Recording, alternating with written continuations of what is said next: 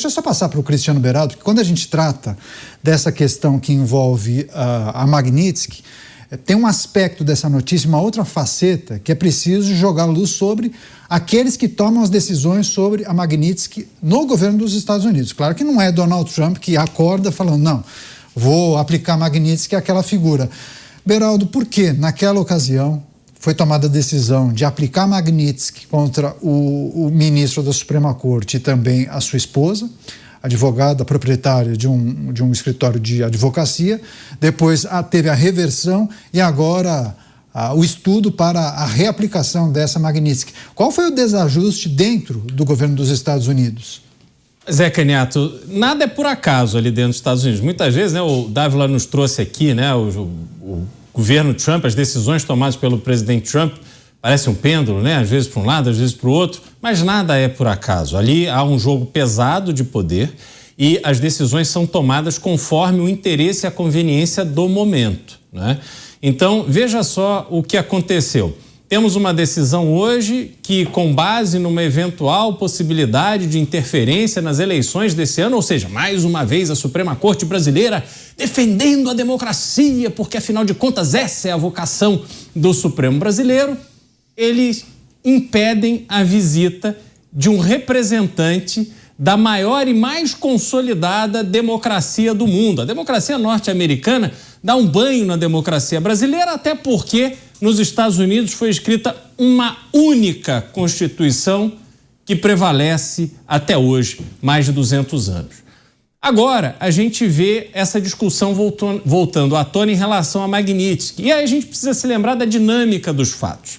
Lá atrás, quando a Magnitsky foi aplicada no ministro Alexandre de Moraes, ela veio a partir de uma iniciativa do Departamento de Estado, que é conduzido por Marco Rubio.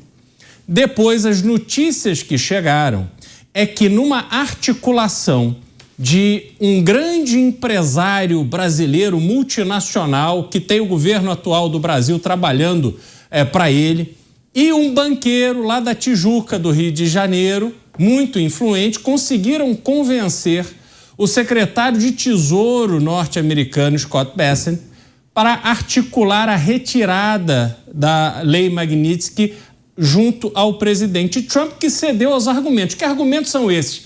Não se sabe.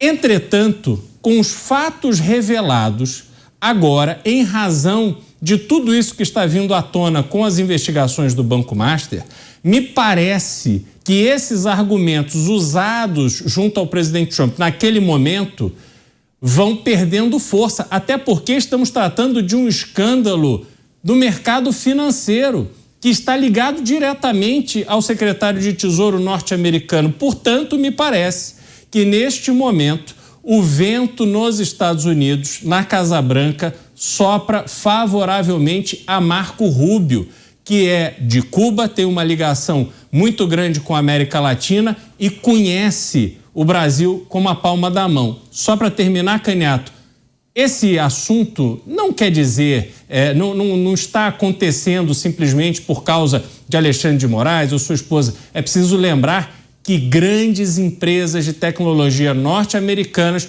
foram alvo de ação do Supremo Tribunal Federal Brasileiro e que cercearam liberdades muito importantes que são cultivadas nos Estados Unidos. Inclusive, um desses empresários fez uma publicação mencionando um ministro da Suprema Corte, e aí me parece muito mais palpite ou até desejo, entendendo que um ministro da Suprema Corte brasileira poderia vir a ser punido pela justiça brasileira por conta de possíveis relações com o caso do Banco Master.